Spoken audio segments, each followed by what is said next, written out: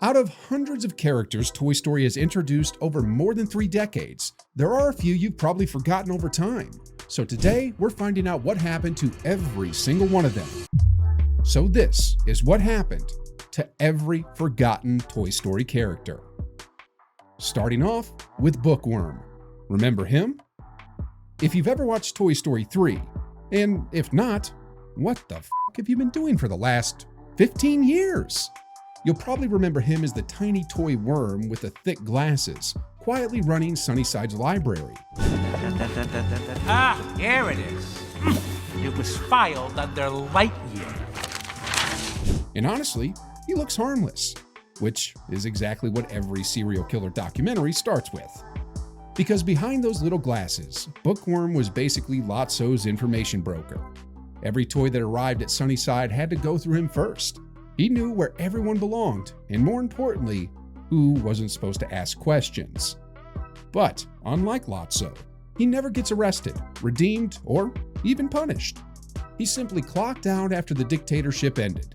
In fact, during the end credits of 3, you can actually spot him dancing at Sunnyside's disco party alongside the rest of the toys.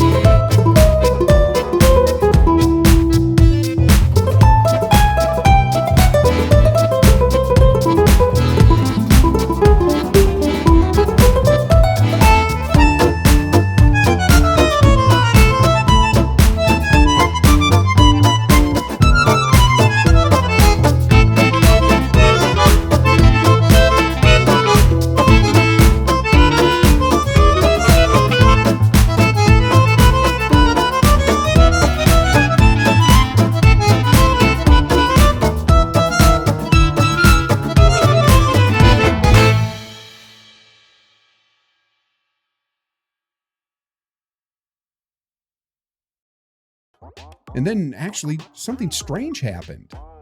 When John Lasseter started developing Toy Story, Tinny was originally supposed to star alongside Woody. But, as production continued, Pixar replaced him with Buzz Lightyear. Imagine inspiring Toy Story and then getting fired from your own movie. Harsh, even for Pixar. But thank God we got Buzz. And for years, that seemed to be the end of Tinny's story. Until Toy Story 2. And no, I'm not talking about a big comeback, but during the scene where Ham flips through the TV, Pixar hides a tiny clip from the original Tin Toy short I just talked about. Oh, you're going too slow. Let me take the wheel. It's too fast. How could you even tell what's on? It's too fast. How could you even tell what's on? Told you. Tiny. But then, almost 12 years later, Pixar decided to bring him back for real. Hi, Tinny. Aw, nice to see you too. Yeah. It only took them 30 years. Better late than never, I guess. So, what happened to Tinny? Ironically, the toy that inspired Toy Story got replaced before Toy Story even began. But instead of letting everyone forget him, Pixar spent the next 3 decades sneaking him back into the franchise through little Easter eggs and cameos. The last time we see him, he's living among the lost toys inside the Tiki Party Clubhouse at Second Chance Antiques. And honestly, that's kind of perfect. They turned him into a little thank you note, just to remind everyone, or themselves, where Toy Story really began. And if you've made it this far, you might as well subscribe. I'm trying to hit 15K subscribers before the end of the year. That might seem like nothing to you, but right now, I'm climbing as fast as Ham, trying to get upstairs. Now, while Tinny disappeared before Toy Story even began, Giggle McDimples somehow managed to disappear almost immediately after joining it. When Toy Story 4 introduced Giggle, she felt like Pixar's newest breakout character. As Bo Peep's tiny police officer partner, she wasn't afraid to boss around toys 10 times her size. Quick warning, if you've got emetophobia, someone's about to throw up Giggle now.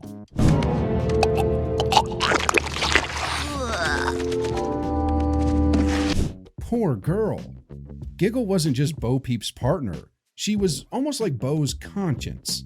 Throughout the movie, she's constantly sitting on Bo's shoulder like Shining Cricket, giving advice, questioning Woody, and encouraging Bo's new independent lifestyle. Way! Don't stare. I'm totally staring. Woody, this is Giggle McDimples. Oh, But near the end, it's only after Bo stops listening to Giggle that she decides to go back and help Woody. Whether Pixar intended that or not, it's a pretty clever detail. As for what happened to Giggle in the end, after 4, Giggle returns in Pixar's short Lamplight, where she's still living alongside Bo Peep and helping lost toys. She then quietly appears again in 5, confirming she's still part of Bo's group. So I guess the answer this time is actually pretty simple. She's probably still traveling from carnival to carnival, helping lost toys find new owners. Exactly like she always wanted. No owner, no daycare, and most importantly, no Bonnie. And if you think Giggle is a forgotten Toy Story character, just wait. Because later in this video, we're getting to toys that I can almost guarantee 90% of you forgot even existed. You'll be like, oh, that guy, and then immediately forget them again 5 minutes later. This next character is one of my favorites, even though barely anybody remembers him. Hockey Puck. Yeah, exactly. This one is for the real dogs under us. And if you're sitting there thinking, who? Don't worry, Mr. Potato Head had about the same reaction. Hockey Puck only appears for a few seconds in the original Toy Story. Right after Mr. Potato Head shows off his Picasso face, he notices a little hockey puck staring at him. The funny part? Hockey Puck doesn't even answer. He just shrugs, which somehow makes the whole scene even funnier. fine. What are you looking at, you hockey puck? Yeah, what the puck? So what happened to him? Well, nobody actually knows. Unlike most of Andy's toys, Hockey Puck completely disappears after the first movie. He's nowhere to be seen during the movie, doesn't show up in Andy's new bedroom, and never officially joins the rest of the gang again. Some believe he simply belonged to Molly instead of Andy, which would explain why he never moved with Woody and the others. But, if you ask me, I think he may actually be the hockey puck briefly spotted at the yard sale in Toy Story 2, the one Al picks up while searching for Woody. 50 cents for all this junk. Oh, now, how did this get down Enter here? the sheriff, nice and easy. Very well. $5. I'm sorry, it's an old family toy. No. Pixar has never confirmed whether it's the same toy, but honestly, I'd really like to think it is, because otherwise, this poor guy's entire career lasted about 6 seconds. Although, knowing Andy, there's also a very real chance he just slapped Hockey Puck across the room one day and forgot where he landed. And for the next characters, you may know them, but nobody remembers their names. Billy, Goat, and Gruff, or better known as Bo Peep's sheep. Miss Peep! Miss Peep! Ah! Unlike Giggle, the sheep barely speak throughout the entire franchise, yet somehow they survive almost everything. Andy outgrowing his toys, Bo disappearing between movies, and even years of being lost without an owner. So, what happened to them? Well, in Toy Story 4, Bo reveals that after being donated, she and the sheep spent years living as lost toys around the carnival. While Bo learned to live without a kid, the sheep never left her side. Hey guys! Whoa, hold on there. What? Okay, I missed you. The last time we see Billy, Goat, and Gruff, they're still right beside Bo Peep. And with Bo Peep returning in 5, there's no reason to believe the sheep disappeared. I believe they're still one of the few Toy Story groups that never slipped up. So unlike most forgotten characters in this video, their story never really ended. Now, while the sheep never really disappeared, this next forgotten character wasn't even supposed to be in Toy Story in the first place. Totoro. Yeah, that Totoro. Around the corner!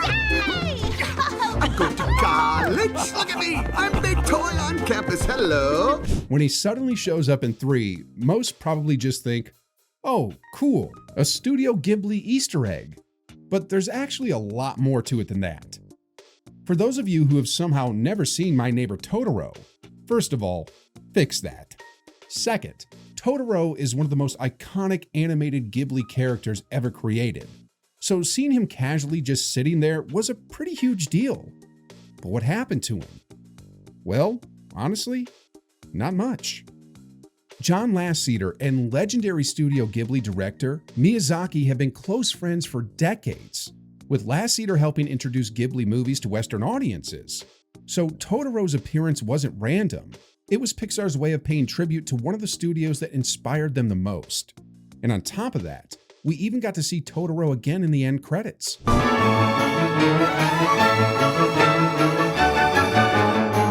So unlike the other forgotten characters in this video, he was never forgotten. He was always meant to be a one-time guest. If Pixar invited me into one movie, they'd have to drag my ass out of the next 10.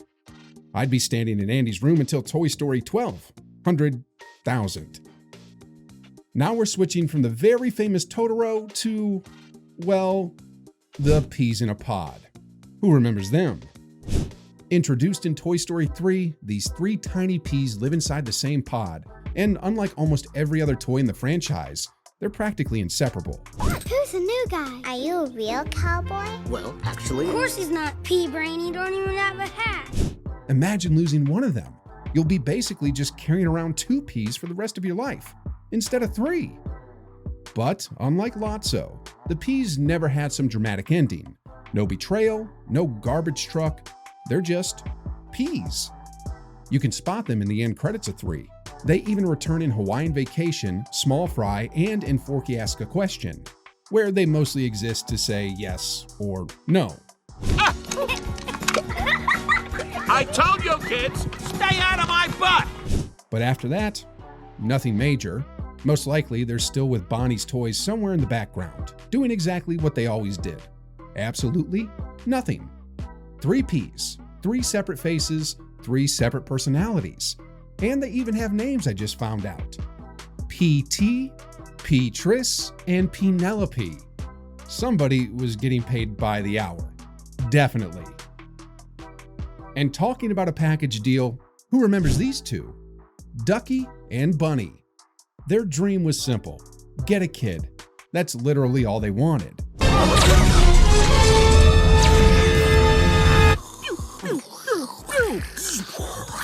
So what happened? Ironically, they ended up choosing the complete opposite. They both realized that helping other toys find kids makes them happier than finding one themselves, which is why they willingly stay with Bo instead of going back to Bonnie. And that's not just a theory. Pixar actually confirms it. During the mid-credits scene, we see them helping 2 frog prizes escape the same carnival game they were trapped in for years.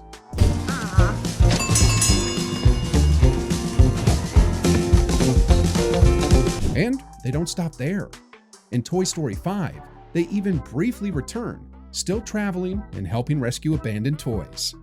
Honestly, that's one hell of a character arc for 2 stuffed animals whose original plan was to commit multiple counts of attempted murder. But while Ducky and Bunny escaped the carnival, the next forgotten toy never escaped Andy's bedroom. Shark. He even might have one of the strangest careers in the entire Toy Story franchise, because despite appearing in almost every Andy-era movie, he barely says a single word. And I said barely. Look, I'm Woody. Howdy, howdy, howdy. Give me that. Howdy, howdy, howdy. However, besides that one scene, he's never the center of attention. He's just a shark in the background doing shark things. Is that we're here for Andy when he needs us. That's what we're made for, right? But unlike several of Andy's other toys, Shark isn't shown being donated to Bonnie. This has led to two things. The first is that Shark was simply packed into one of the boxes Andy took to college or left behind in the attic with a few of his other childhood toys. The second, and probably more likely one, is that he was donated with the rest of Andy's toys but simply wasn't shown on screen because Pixar had about 47 characters fighting for screen time. Honestly, I lean towards that second theory. It would be pretty strange for Andy to carefully give away almost all of his favorite toys, and then randomly decide to keep one plastic shark, although who am I to judge? I still have a drawer full of phones I don't even use anymore. And no, I didn't steal them. I bought every single one with my own money. Karen. I really hope Shark found a good home and is continuing to troll his roommates. And if you think Shark is easy to overlook, our final forgotten Toy Story character is actually one that literally spent the entire franchise trying to get everyone's attention. Who could ever forget Chatter Telephone? With the giant eyes and the little blue wheels. He really is one of my favorite side toys, and despite only having a few minutes of screen time, he became one of the best side characters from Toy Story 3, if you ask me. But if you don't take out that monkey, you ain't going nowhere. You want to get out of here? Get rid of that monkey.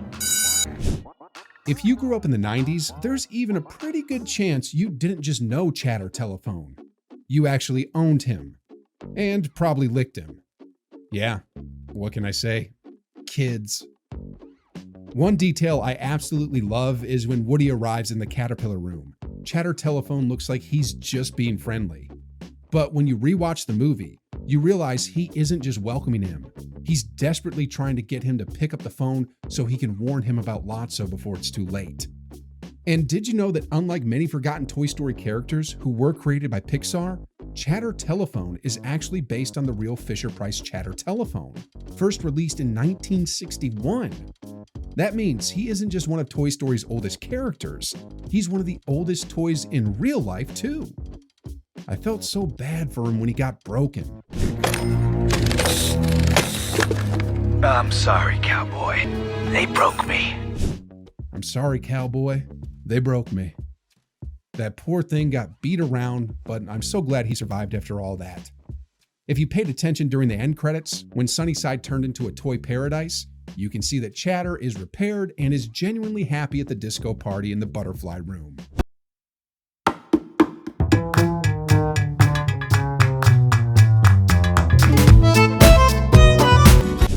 So, what happened to the Chatter Telephone? If you ask me, he never disappeared. At least, I've never forgotten him.